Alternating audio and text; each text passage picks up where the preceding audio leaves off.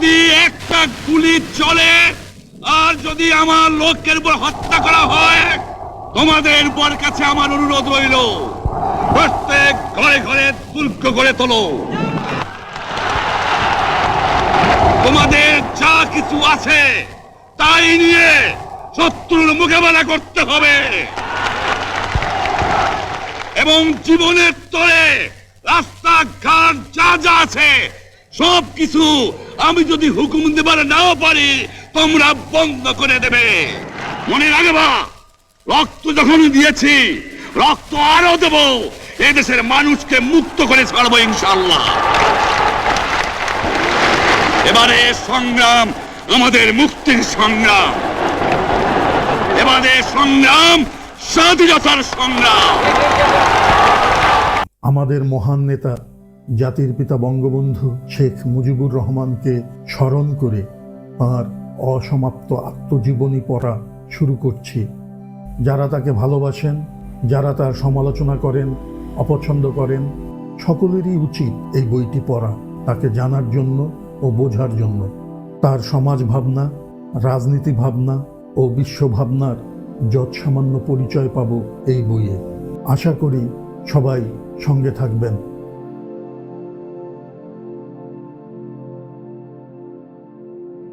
কর্মচারীরা শোভাযাত্রা বের করেছিল, ছাত্ররাও করেছিল। আমি কয়েকজন ছাত্র নেতাকে নিয়ে ভাইস চ্যান্সেলর সাহেবের কাছে দেখা করতে যেয়ে তাকে সব বুঝিয়ে বললাম। বিশ্ববিদ্যালয় কর্তৃপক্ষ সকল কর্মচারীকে চাকরি থেকে বরখাস্ত করে দেবেন ঠিক করেছেন। বিকেলে আবার ফজলুল হক হল, সলিমুল্লাহ মুসলিম হলের ভিপিদের নিয়ে সাক্ষাৎ করলাম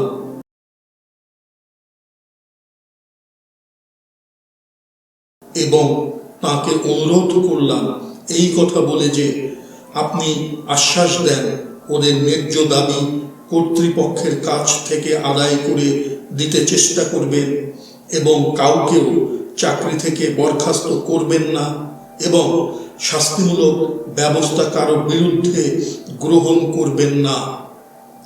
অনেক আলোচনা হয়েছিল। পরের দিন তিনি রাজি হলেন। আমাদের বললেন আগামীকাল ধর্মঘট প্রত্যাহার করে চাকরিতে যোগদান করলে কাউকেও কিছু বলা হবে না এবং আমি কর্তৃপক্ষের কাছে ওদের ন্যায্য দাবি মানাতে চেষ্টা করব। আমরা তার কথায় বিশ্বাস স্থাপন করে বিশ্ববিদ্যালয়ে ফিরে এলাম। তখন বিকাল 3টা বেজে গিয়েছে।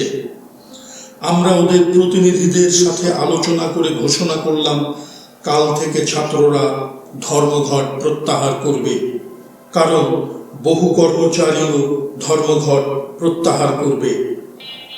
ভাইস চ্যান্সেলরের আশ্বাস পেয়ে তারা রাজি হয়েছে। অনেক কর্মচারী দূরে দূরে থাকে, সকলকে খবর দিতে বললাম যতদূর সম্ভব। পরের দিন ছাত্ররাও ক্লাসে যোগদান করেছে, কর্মচারীরাও অনেকেই যোগদান করেছে। যারা 12টার মধ্যে এসে পৌঁছাতে পেরেছে তাদের কর্তৃপক্ষ গ্রহণ করেছে, আর যারা 12টার পরে এসেছে তাদের যোগদান করতে দেওয়া হয় নাই। অনেককে খবর পেয়ে নারায়ণগঞ্জ থেকেও আসতে হয়েছিল। শতকরা 50 জন কর্মচারী দেরি করে আসতে বাধ্য হয়েছিল, কারণ বিভিন্ন জায়গা থেকে খবর দিয়ে তাদের আনতে হয়েছিল। আমাকে ও আমার সহকর্মীদের কাছে কর্মচারীরা এসে সব কথা খুলে বলল। একে একে আবার সকলে জড়ো হলো। আমরা মিথ্যাবাদী হয়ে যাবার উপক্রম হলাম।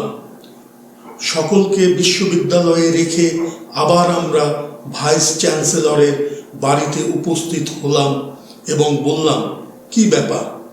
তিনি বললেন, আমি যখন আগামীকাল কাজে যোগদান করতে বলেছি তার অর্থ 11টায় যোগদান করতে হবে। 1 মিনিট দেরি হয়ে গেলে তাকে নেওয়া হবে না। আমরা তাকে বোঝাতে চেষ্টা করলাম। তিনি বুঝেও বুঝলেন না।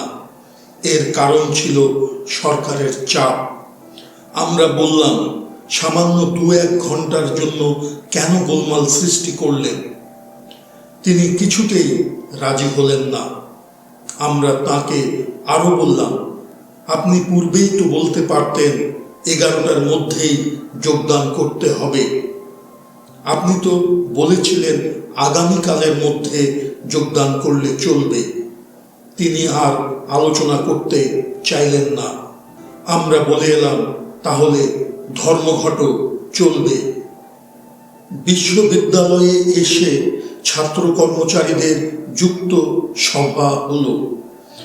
সভায় আমি সমস্ত ঘটনা বললাম এবং আগামীকাল থেকে ছাত্র কর্মচারীদের ধর্মঘট চলবে যে পর্যন্ত না এদের ন্যায্য দাবি মানে।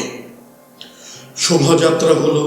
আবার পরের দিন সকাল 11টায় শোভাযাত্রা শুরু হবে বলে ঘোষণা করা হলো। এবার আমাকে সক্রিয় অংশগ্রহণ করতে হলো। একজন বিশ্ববিদ্যালয়ের কর্ণধার ও শিক্ষাবিদ সরকারের চাপে এইরকম একটা কথার মারপ্যাঁচ করতে পারে, এটা আমার ভাবতেও কষ্ট হয়েছিল। রাতে বিশ্ববিদ্যালয় কর্তৃপক্ষ সভার পরে ঘোষণা করল বিশ্ববিদ্যালয় অনির্দিষ্টকালের জন্য বন্ধ করা হলো। হল থেকে 24 ঘন্টার মধ্যে চলে যেতে হবে। আর যে সমস্ত কর্মচারী ধর্মঘটে যোগদান করেছে তাদের বরখাস্ত করা হলো। আমি সলিমুল্লাহ হলে ছিলাম। সেই মুহূর্তে সভা ডাকা হলো এবং সভায় ঘোষণা করা হলো হল ত্যাগ করা হবে না। ফজলুল হক হলেও সন্ধ্যায় এই ঘোষণা করা হয়। একটা কমিটি করা হয়েছিল, কর্মচারীদের জন্য একটা ফান্ড করা হবে। রাস্তায় রাস্তায় ঘুরে টাকা তুলে সাহায্য করা হবে, কারণ এদের প্রায় সকলেই 20-30 টাকার বেশি বেতন পেত না। সংসার চালাবে কি করে? এদের মধ্যে কয়েকজনকে টাকা তোলার ভার দেওয়া হয়েছিল। পরদিন দেখা গেল শতকরা 50 জন ছাত্র রাতে হল ত্যাগ করে চলে গিয়েছে। তার পরদিন আরো অনেকে চলে গেল। 3 দিন পর দেখা গেল আমরা 30-35 জন সলিমুল্লাহ হলে আছি আর 20-25 জন ফজলুল হক হলে আছে। পুলিশ হল ঘেরাও করে রেখেছে। এক কামরায় আলোচনা সভায় বসলাম। আমাদের পক্ষে আর পুলিশকে বাধা দেওয়া সম্ভব হবে না। আজ এ পর্যন্ত।